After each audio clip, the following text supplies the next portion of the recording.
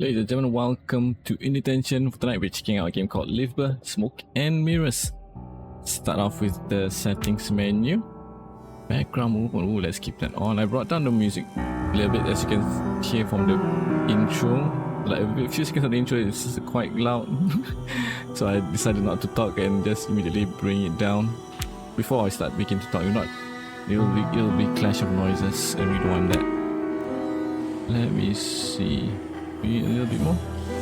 I like the noise. I like not noise. I like the music, but it's a little overpowering for my voice. Alright, folks. It's developed by InEv Games. I'm not too sure how many developers it is, but it could be one or maybe two, including the cat. Because unlike other IndieTention videos where usually I pick up the game for myself, it's been a long time since I received a key code from developers themselves, and this one is one of them.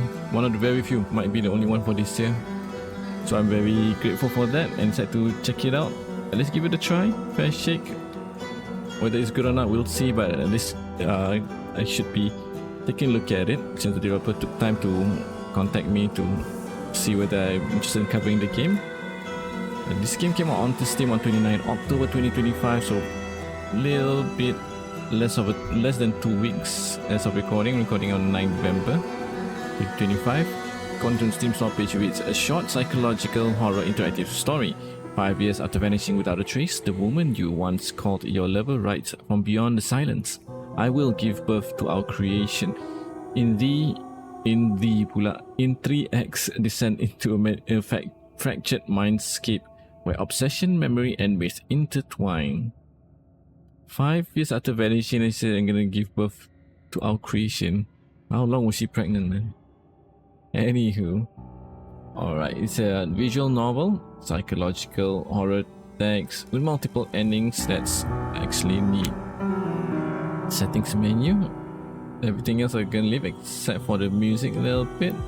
Now there was a streamer code that's attached to the email, so I'm gonna check it out at the end of this episode, and we'll see what it says. It sounded cute though, I must say.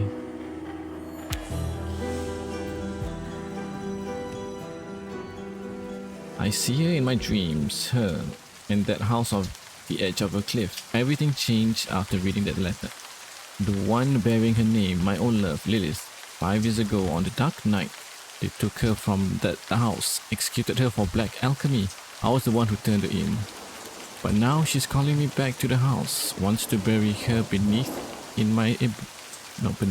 wants to bury her breath in my sins, but how?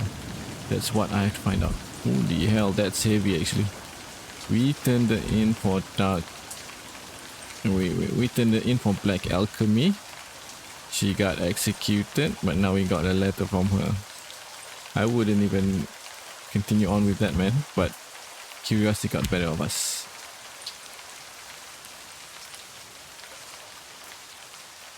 Act 1. Welcome home, my love.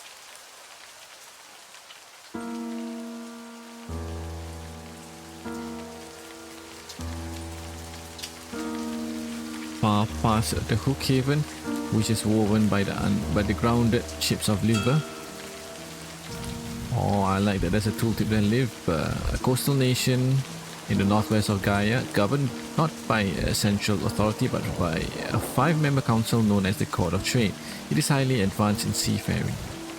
There's a whirlwind roaring in the east. You don't see it, you don't hear it, yet you know the power it holds, enough to alter all of Gaia. Gaia is a windswept world of 15 island nations, home to unique races and cultures. A womb for gales to blow out of. But you come here.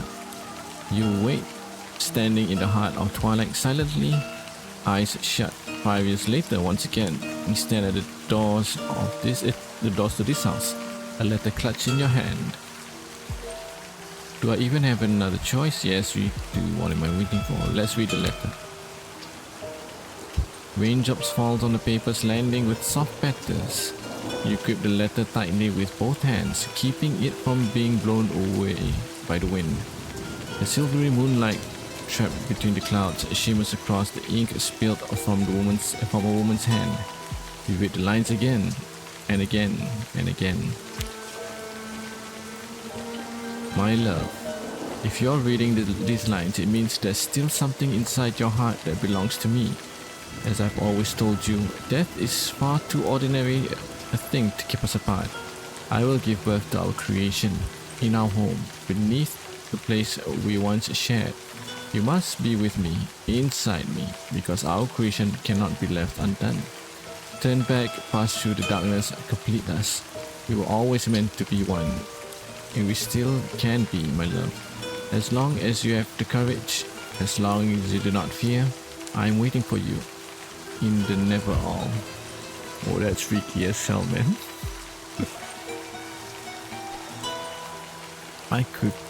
Could this really be true? Lilith, is she truly alive? I need to end to this nonsense. Lilith is dead. Let's try this. And yet you fear that she isn't, because what waits for you may be far more dangerous than a corpse calling you to her door. Like what? Like memories. Just like this very moment, standing here in the rain, a memory brought you here and it keeps you here. Why here? Why would Lilith call me here? Where else could it be? This is where the two of you began. The wooden house on the cliffs by Livber's shore. This is where you first helped each other. Your first night, your first love, and your first lies, all buried here. This two-story hovel weighs upon your memories. I guess I can never escape my memories, can I? They'll find me in the end. I can still leave. It's not too late for anything. Yes, but you won't. The trembling letter in your hand is proof of that. You will see this simple village buried beneath Livber's shore. You'll open the door to the shacks standing right here, where you stand now. That's easy. And that's it. That's easy. Put the letter in your pocket, perhaps. Carefully fold the soap paper so it won't tear under the rain. As you tuck it into your coat's inner pocket, a strange sense of relief washes over you. The letter is where it belongs, but you must keep moving. You shouldn't stand in the rain any longer.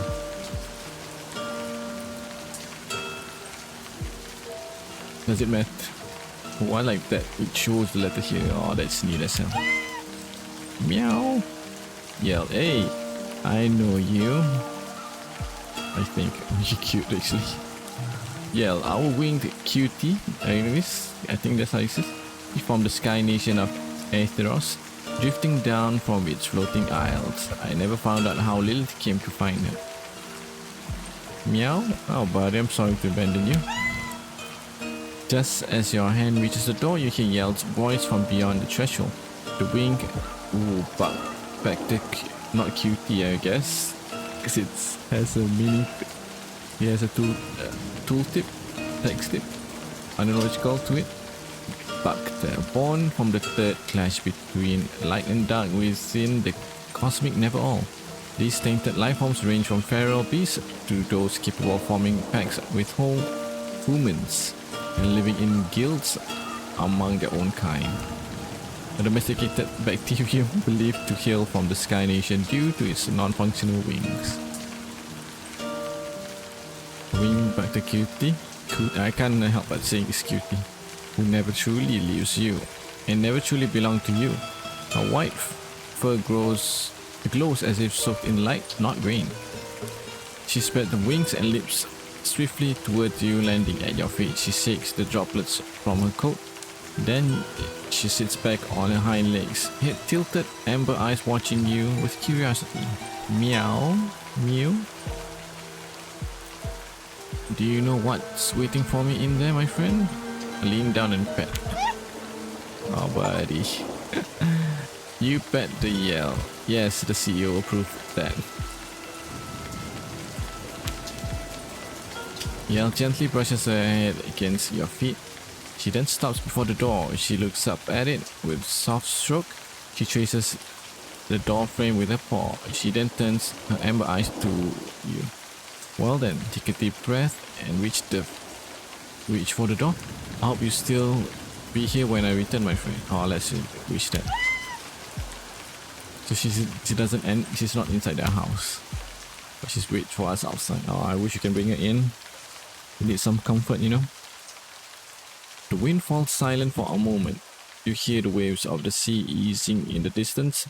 Far, far away, the flash of lightning strike blinds you, but its thunder never reaches your ears. The raindrops hang, weightless in mid-air. Yell glances at you one last time and spreads her wings, then leaps into the shadows between the rocks. Your fate embraces you.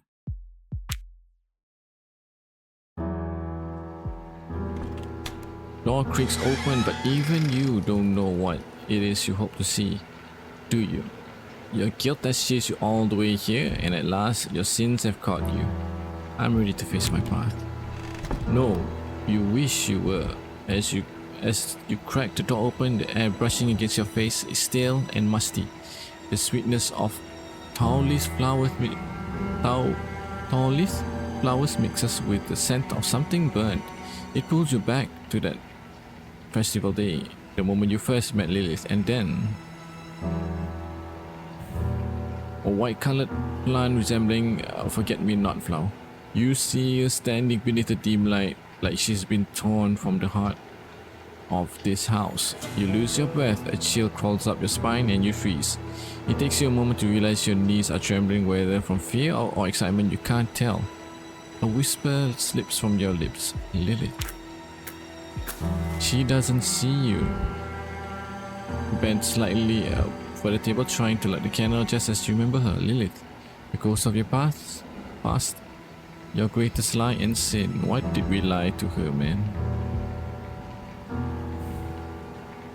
It's moonlight of the first circad. That sweet stench when all of Gaia drifts to sleep on melting. But there's no more sleep for me, not anymore. Is this really her? Is she waiting for us for dinner or something? I remember this chair. One of its legs was shorter than the rest. It was made from a piece of shipwreck washed ashore like everything else around here.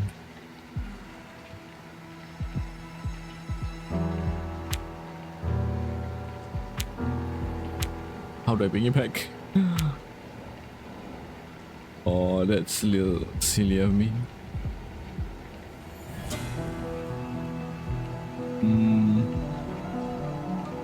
Oh, there you go. I didn't see this. Quite faint, but at least it's there.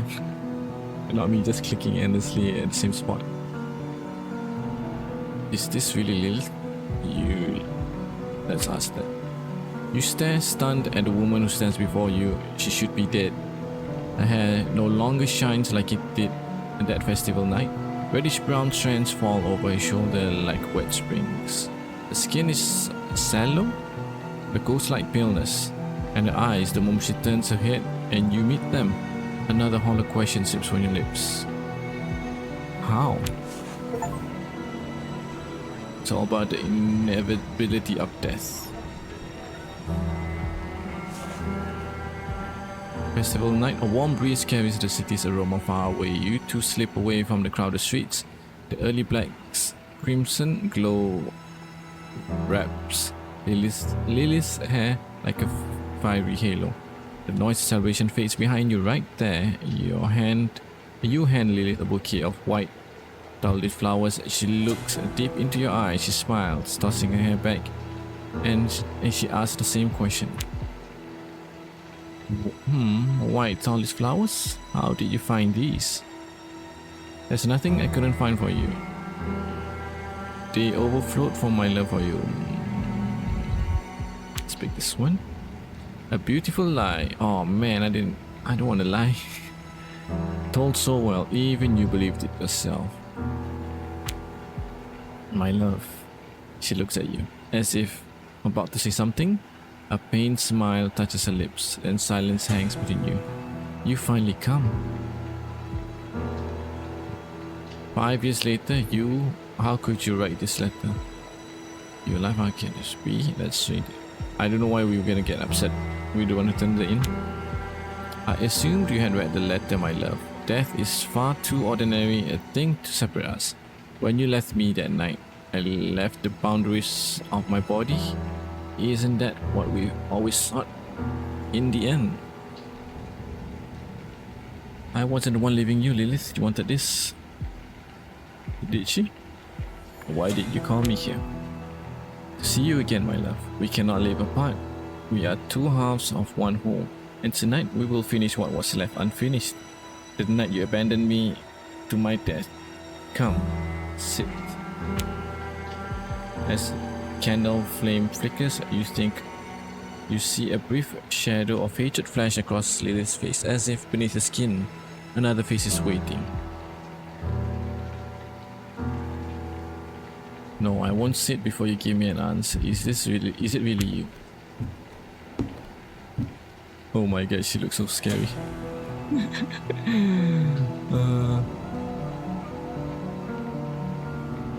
Lilith slowly approaches. You now see her eyes more clearly than ever. Something withers behind the gaze. Her body leans towards you, getting closer.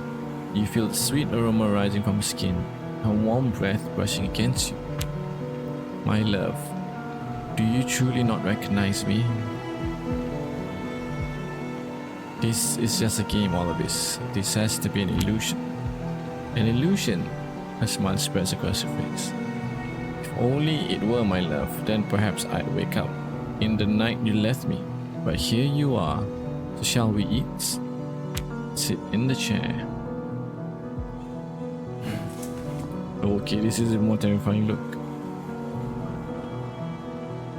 I really put in work to make tonight perfect. I want to set the things to be flawless for our reunion after you left me to rot. It's been... She pauses for a moment, looks out the window where the moonlight falls. You thought I should have died. I know you did. After I made you that offer, after I told you that we had to become one. Our souls, my love, we had to piece our souls together and bind them with that alchemy ritual.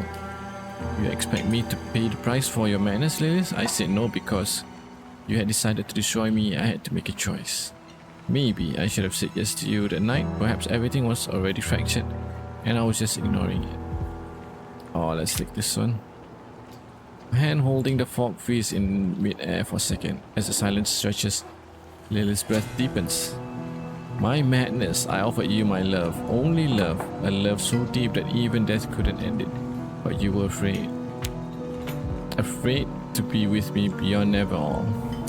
You betrayed me. Did you think I wouldn't know when I told you about the black alchemy ritual? When I spoke of piecing our souls together to crown our love? You saw my blood, heard my screams. You saw me vanish into the dark of waters.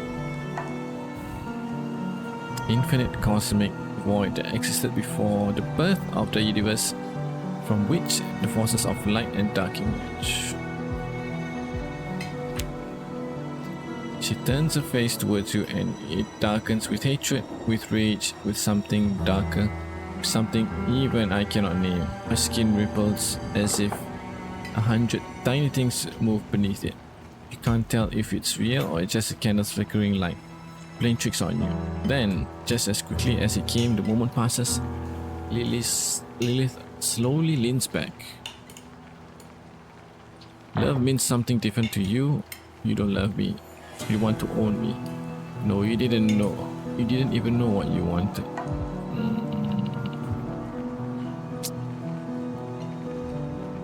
Let's pick this one. It breaks my heart that you'd believe it because it could be that simple, my love. You don't understand. I never wanted to own you. Never did I. The wooden walls of the house groan under the assault of the rain, driven harder by the wind.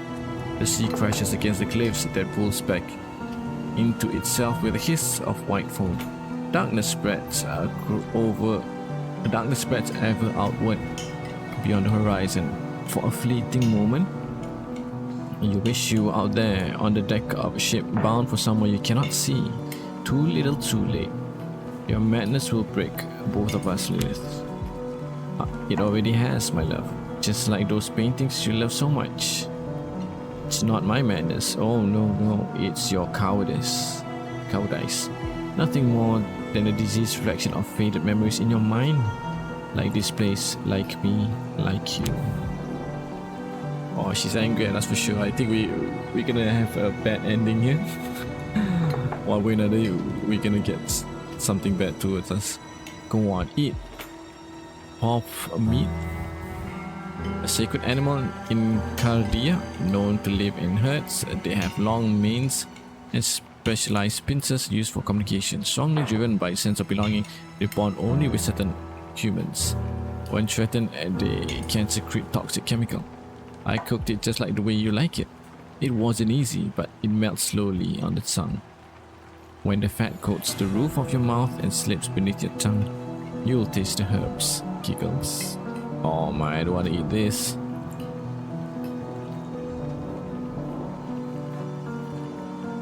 I never imagined pork meat could be edible.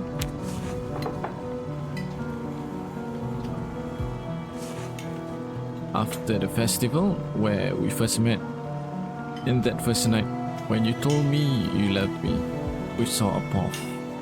Remember? It was magnificent. Its mane was long and beautiful, remember, don't you, my love? Afterwards, we went to get something to eat. I couldn't stop thinking about it. We were mesmerized by that creature. You kept going on about how beautiful it was, how bright its mane shone, how proud it stood. Do you really think I could tolerate that, my love? Oh my god. So she's giving us this as revenge? That first night we met, we didn't eat anything like this. I think I remember. Maybe not what we ate, but feeling happy. Perhaps that's why everything afterward hurt so much. I don't know, man. This one's... I have no idea whether we ate something or not, but let's pick this one. But that's exactly why you're here, isn't it? Remember that happiness. Our feelings don't lie, my love.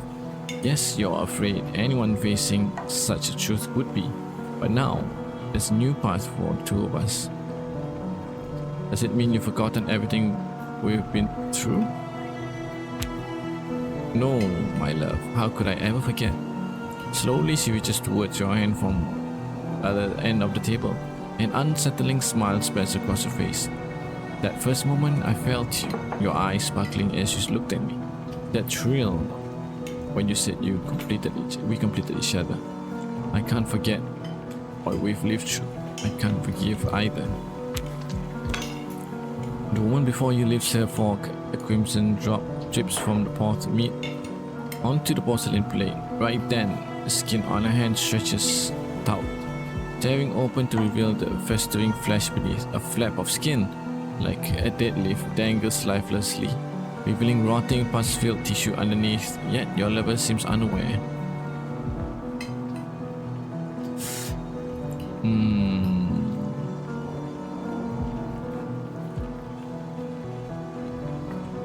Remain silent, maybe? You watch as the skin sags further, eventually dropping onto the meat on her plate. Lilith freezes briefly, noticing the rotten piece of flesh fallen from her hand. She hastily hides it from your view. No, not yet. You gasp for air. Another cold drop of sweat trails down your spine. Your eyes dart around seeking an escape, but there's no way left. All you can do is whisper. What's happening here? Are you sure you're alright? Ah, my love, seeing you worry about me makes me so happy, truly. But it's nothing, don't fret. She moves her hand under the table. You are actually dead, aren't you? There's no point in asking what. You're dead now, my love. We should be happy now because we don't have much time left. Can't put up with this madness any longer. Stand up. Oh.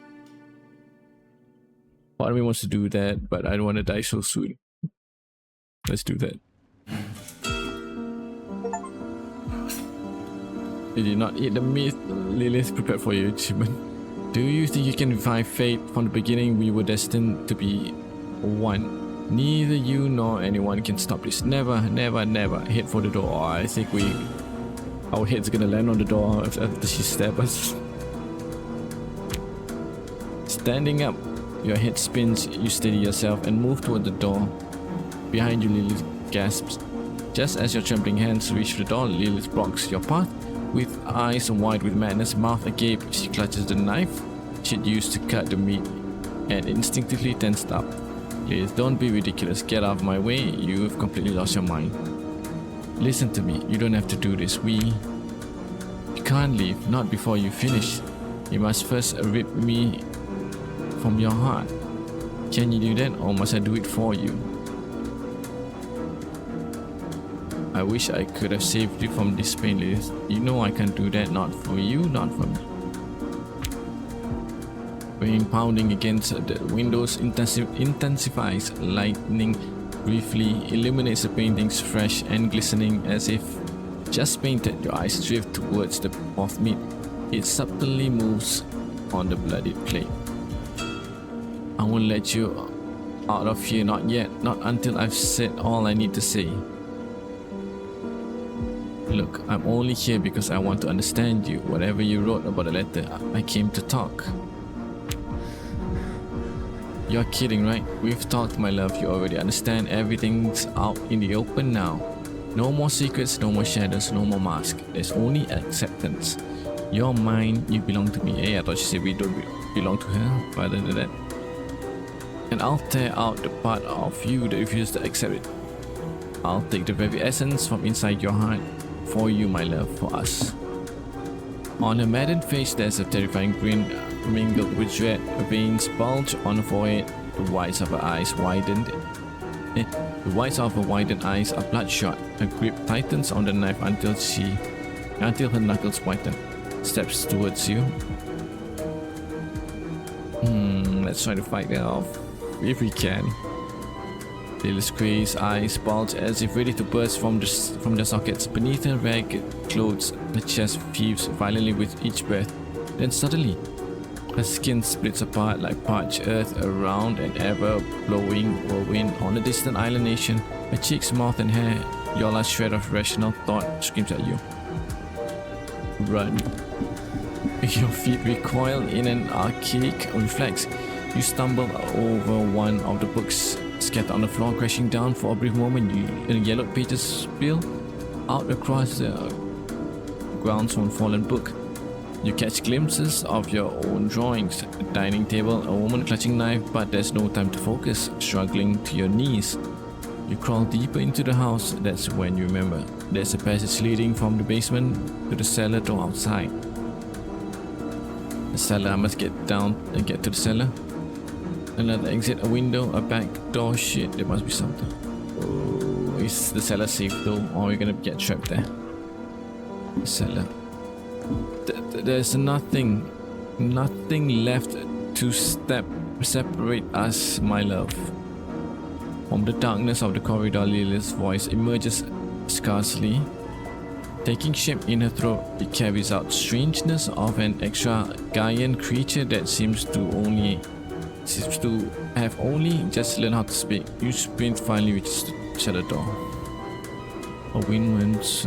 Okay. Whipped by sudden terror. Oh, I forgot to interact with stuff if we can from the previous. The previous like images. Hopefully I didn't miss out anything. Gripped by sudden terror, you seize the cellar door's cold handle, expecting a hand to clutch your shoulder at any moment as footsteps grew louder down the corridor, but it never comes. As you push the door open, a wave of dampness and nauseating stench of things that should long have been dead hits you in the face. Stepping through the doorway, this doesn't I was it doesn't smell good, but doesn't seem good. If she suddenly doesn't stop us. As you push the door open, a wave of dampness. Okay, we're just stepping through the door.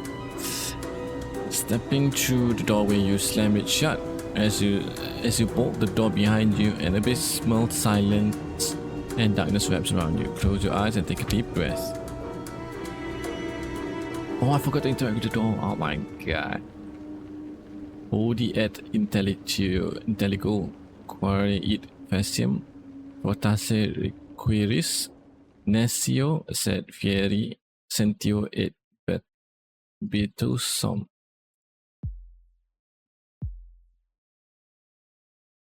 Act 2 echoes deep within. That was the act 1 already having me on the edge of my seat. In the dark, you pause a moment. Your mind strains to grasp what this is. Lilith, food, creation, the dust and creak of boards mingle with your hurried breath. Beneath your feet, stairs descending. Where am I? Try to examine surrounding the basement. Can I find a way out through the basement? Lilith's creation? Oh, wow. We shouldn't have went to the basement, huh? Lilith's creation? It was herself, wasn't it? God? Oh, what was that thing I saw?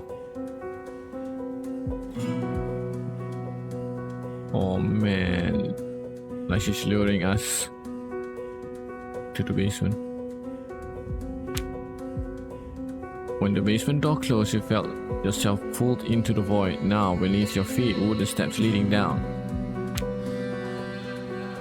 Once, on a sunlit morning of the first circuit, a time cycle marking the 3-year period on Gaia, divided into early, mid, and late circuit phases on labor intensity. You saw Yell descend these very basement stairs. It followed after, finding a scratching at a hollow in the corner. When you drew near, you saw it was a hatch opening outwards. All broken hinges rusted. When Lily saw it, she grew fearful. Do I remember what it looked like? Yes, as I said, a hatch made of wood, round wedge among the stones of the wall, plastered with mud. You hardly noticed it before or after. If I could find it, perhaps it could lead you outside. I mean, or find the creation maybe. You can try. In the end, do you really have another choice? I don't know what lurks in the basement. I should go back, return to the house. No, I have no other choice. The wooden steps groan beneath your tread. Their cries, like the house itself, are bitter shrieks. From unseen depths rise a heavy moan, the stink of mold and damp. One step, another, you go down. Open the door slightly. You re-rise from dark as the basement stairs sink into abysmal silence. Your steps find solid ground. Old memories. You remember the rooms beneath this house you once shared with Lilith? But like everything else, this place feels unfamiliar now. Lilith, her dread is still fresh, sharp and ripe. Crystals growing between the stones in the wall cast a faint pale light. When you lift your head, you see 2 doors standing tall in the wall ahead. I have to get out of here. At the end of this place, there must be a way, a passage to the cellar hatch outside. There has to be. Look at the doors. Gods, I don't recognize this space. Where am I? Examine the surrounding. In this room, where everything has decayed and fallen apart, the only thing still standing is the stable. There is a portrait on it. It must be one of my drawings. An almost torn apart book. There are bloodstains on it. The writings in it are unreadable. Could this book really belong to Lilith?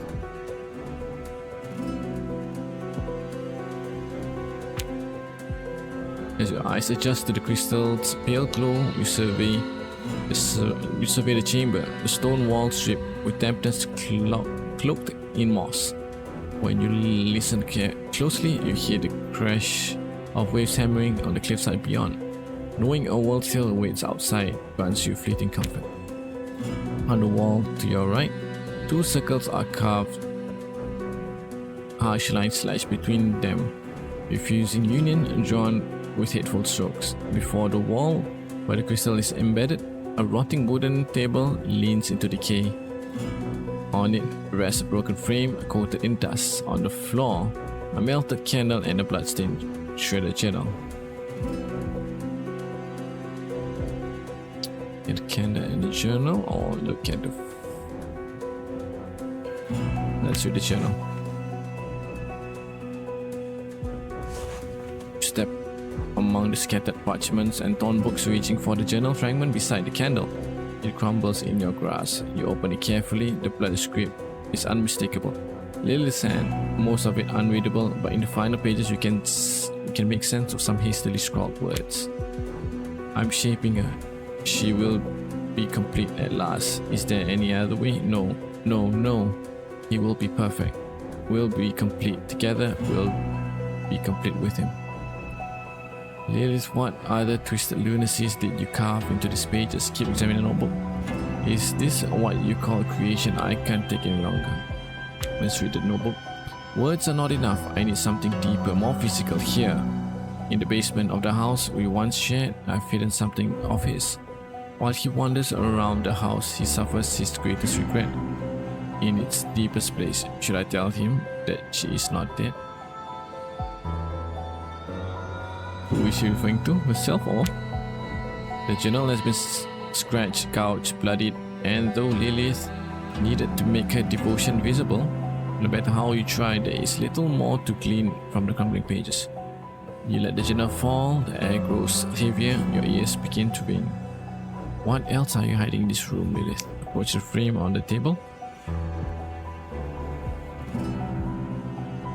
Let's read this. Despite the weight in your skull, you stagger to the table, lift the broken frame beneath the dust. It is a picture you once drew, but the figure in the portrait has been furiously defaced, ringed with a mad scrawl. Bodies. We must be rid of the bodies, of them, of everything, for all that fails to unite us. Even of you, my love, my love, my love. Take a closer look. As you lean closer to study the picture, you hear the basement door at the far end of the stairs creak open. Lilith's twisted, ragged breath drifts all the way where you stand. I need to get out of here. I have to find a path to set the door fast. You push aside the books, scatter parchment and broken wood with your foot and step closer to the doors. To the left is an iron door rusted with the weight of years upon it. Is symbol old and long since stripped of meaning. The other is a door heavy, made of damp wood. It creaks faintly as though breathing. Oh.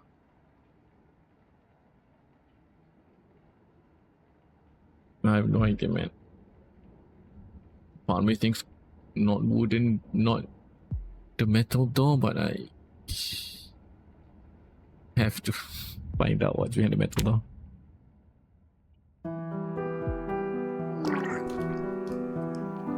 When you open the iron door, the sour stench of sweat and rot greets you. Fearing Lilith might be following, you slip inside and shut the door quickly behind you. You look around, like the room before. This one too is shrouded in the eerie halo of blue light cast by the crystal embedded in the wall. The act quivers with anticipation, and then the voice. Do you hear me, Clara? Look to the sound of the voice without responding. When you turn around, the voice, you see a young woman standing motionless in the corner of the room, her skin clinging tightly to bone, if not for her eyes, bright and piercing deep into your soul under the pale light. You might have mistaken her for a silhouette of a statue, but then she tilts her head just slightly, and in that moment you see it more clearly. There's something in the woman's eyes, something you once knew, something you once loved. Look closely. Wait, I know you. At last. She made me. We made me, and from start to finish. Yes. What? Who did this? Was it Lilith? No, I didn't want this, Lilith. When you said your creation was talking about you, you wish it was so. You want this madness to end soon, to see Lilith's strange game come to an end. But no, this isn't the creation Lilith spoke of. This is a personal experiment of hers. What she has in store for you is something very different. Shh, don't say it. If you say her name, she'll come. The young woman, hearing Lilith's name, presses herself against the wall. She pulls her shoulder tight inward, eyes fixed on the door behind you as she speaks. I had to be good. I mean beautiful, beautiful, beautiful. I had to be. Yes. When she pulls back, the crystal light shows her more clearly. A scar begins beneath the neck and runs forward past the ears, reaching up to her hair roots. The skin of her face is pulled taut, as if cut apart and stitched back together along those marks. Her fingers she wraps Around her arms, a thin, long end, as if filled down, extended and altered. Oh my god, poor thing. The woman before you looks like someone who had been worked on endlessly, reshaped piece by piece since childhood. How could she do this? The young woman looks at you from where she had crouched down by the wall. For a moment, the twisted smile on her face reminds you of Lilith.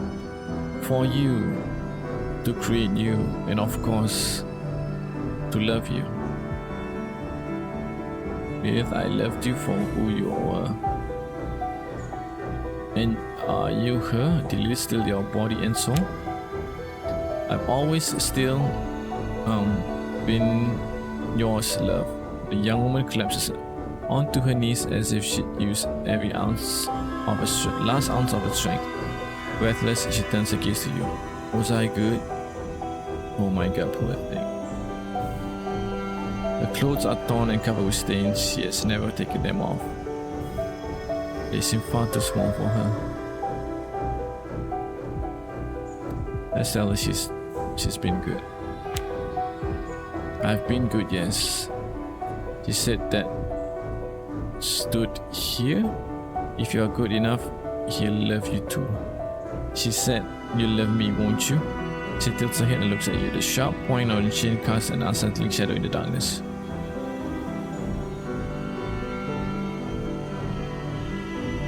Oh, this could be really sad or really bad. You're not the one I love. I shouldn't let her do this to you. The thing you're staring into isn't Lilith. It's just an empty shell, a twisted reflection stripped of free will and uncanny amalgam, where fragments of the young woman have somehow tangled with the essence she poured into it. In that moment, a crushing wave of pity floods your entire being, but you can't tell who's it for. The woman looking at you with desperate hope, Lilith, or yourself. Oh man. But Lady she told, if you're good, I love you. I failed then. I ain't good. It was never about whether you were good or not. You were enough always. It's just the thing making you feel otherwise is wrong. You're saying all this because of her. She's the one who told you that, isn't she? She turned you into this, into something she wanted to be herself. She didn't just take your body, she claimed your soul too. Is that something positive a bit? You try to reach deeper, not the poisonous persona Lilith had etched over decades, but the one she truly once was. The young woman looks at you with tearful eyes, then slowly, searching for words, she speaks. A long time ago, there was a white, flowery place. There were waves, whoosh. The cloudy eyes turn on you, turn to you, then catch the light slipping through the door behind. Yes, mother, she'd do it to me sometimes, like this. She gestures as if writing something. A book? Yes, Milady told me if I'm good one day, mother might read me a book again. She leans her body against the wall. A hand hangs limply at her sides. Her face fixes on you with a blank expression. But I think that time will never come, because you'll never love me.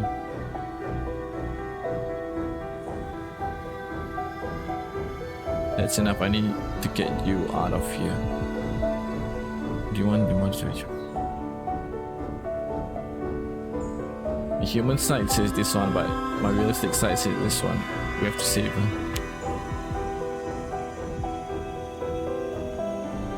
Suddenly she opens her eyes wide and collapses to the wall she was leaning against. She covers her ears. She covers her ears with her hands. Get out. No, won't happen. The lady will find me. I can't go. I'm here. I'll stay here. I'll wait for you. You said you don't love me. You'll come and you'll love me. Listen, you have to escape. Do you understand me? She's using you. Do you know the way? There has to be a cellar door around here that leads outside. There's a beautiful waiting for you outside. Huge waves, towering waves. When they crash against the cliff's edge, they send up sprays of white pearl like foam. Whoosh! books that tell of incredible tales and stories. She doesn't understand the words you say, unfortunately. With her hands over her ears, she just stares at your face. Her lips move constantly. I'm here, I'm staying here. And I'll wait for you. You love me You love me? She said so. We can't escape, do you understand? I stay here, you'll come back. Well, you love me, you'll come. She no longer hears you. Curled up against the wall, hands over her ears, this hollow shell just rocks back and forth, murmuring that you'll come back, that one day you'll love her. The chains wrapped around her neck are drawn so tight, no force could free her from this place. There might be something in this room that can help me. I'm sad that we can save her. Moistures and moss cover the walls. In the left corner of the room lies a bed, its sheets stained with blood, urine and pus. Atop sits a cloth doll. The floor is decayed, scored and battered, as though someone had dragged things, slammed them down. Against the wall before you rest a rusted metal table. Its surface scattered with shards of broken mirrors. In front of it, a chair has collapsed, its legs bent. Brown stained coat. It's so thoroughly you can hardly guess what the original color was. Is the rag doll yours?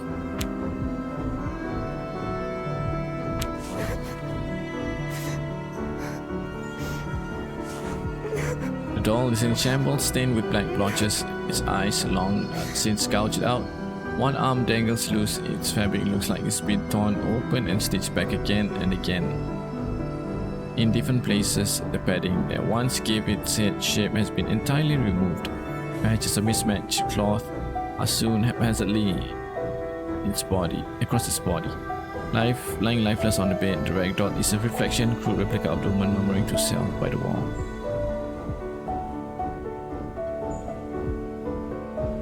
Maybe this belongs to you. Place the doll beside a young woman.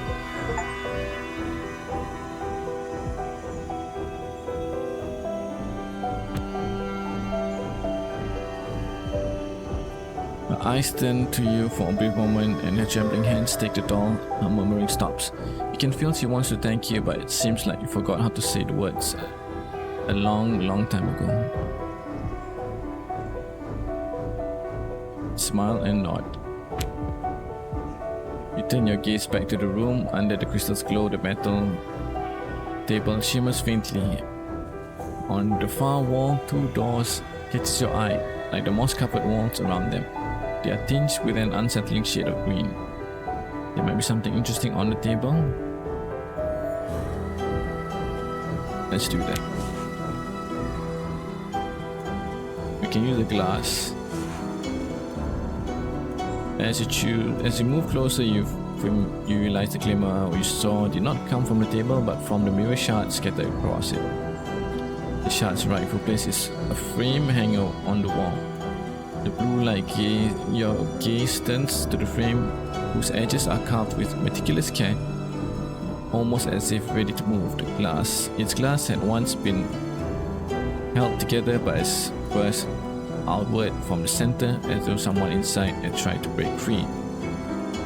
On the lower corner of the table lie dried, bloody fingerprints. Whose fingerprints are these? The metal table has been battered in a desperate attempt to break it apart. In this cycle of torment, it bears dents and scratches over and over. Endlessly, fingerprints streak down the table's edge, trailing black fluid to the one of the legs, and there beneath it you see the words carved again. If we are beautiful, we will be loved. If we are beautiful, we'll be loved. One of these scratches is still damp. To be beautiful for her is just to be broken apart and put back together again. Poor soul, who knows how many times she's gone through the same torture. When you trace one of the words with your finger, the bead droplets of fresh blood gathers at your fingertips. Clearly the young woman has written this long ago, perhaps just before you entered. She was here again, writing these very words. I think I've seen everything I need here. Time to move on and find a way out. You turn towards the doors. One looks old at first glance. It's wood, it's dark brown, fading to grey, in places creaked and mildewed with time. There's no visible handle, only a notch on the frame. Worn smooth, not by force but by habit. The other is newer by comparison, but it's not the honest kind of new, more like something rotten, polished up, and presented as good as new. Its wood is pale, grainless, unnatural. In the center sits a silver knob.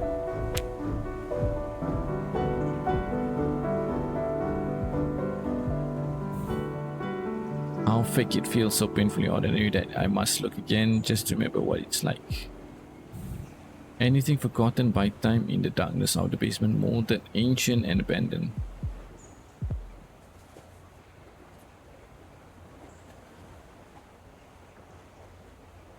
With this said, and with this read, this shall be the end for this episode of IndieTention, where we took a look at Livber, Smoke and Mirrors. Apologies for that. Not gonna lie, I was gonna end it after Act 1, but it got me hooked, so I decided to read further. But definitely be continuing more of Livber. So I want to know what's gonna happen, and if it's the end for that, for Clara, and we can't save her. Oh man, I kind of wish that I picked other choices. Maybe we can save her, but who knows, right? This warrants another playthrough for sure. With that said, my name is Guys. If you wish to pick up Livber, Smoke and Mirrors, you can find the link down in the description box below to the Steam store page. This game came out onto Steam on 29 October 2025, developed by InEv Games. Good to see how the developer pouring us the game kit to cover this game on the channel. And before we end, apologies for that audio cut. I'm gonna give you the price for Livber. It's currently on sale at 35% off until... Oh no, pardon me. Sale ended. Actually, there's no sale. I'm looking at Steam DB page. It says like as though there's a sale, but actually there's not. I don't think I'll be providing you the price for the other regions for now, since the price on Steam DB doesn't seem to be accurate. So I'm gonna just give you my local price for Singapore. It's currently retailing for 10 Singapore dollars. As always, guys, take care, and I'll see you. Oh, I almost forgot. I hope it auto saves. Yeah, because I want to read this streamer code. Let's see. Oh, meow. QaizherOnline. I'm Yell the Cat. Hey, we saw you. The studio CEO, Chief Eating Officer. Thank you for taking the time to play Livber, Smoke and Mirrors. Consider this a big meow of gratitude. I hope Lily's madness managed to give you a proper chill. Some almost even made my own first stand on end. I mean, there was plenty of it. Every question about the demo or full release and every... This would be better if idea is worth its weight of premium cat food to me. Share your thoughts with my humans, the dev team, and they'll jot down every word. Can't reach them? Drop me at meow, yell the cat at InEvGames.com. I'll lap up every word between my nap sessions. Your support keeps both my humans motivated and my food bowl full. Thanks again and have a good time. Oh, I like that. That's cute as hell. Alright folks, that's it. That brings us to the end for this episode of IndieTention. Look at Livber, Smoke and Mirrors. For more episodes of either or IndieTention and Livber, you can find it on the channel. Guys, take care. I'll see you on the next one. Bye bye.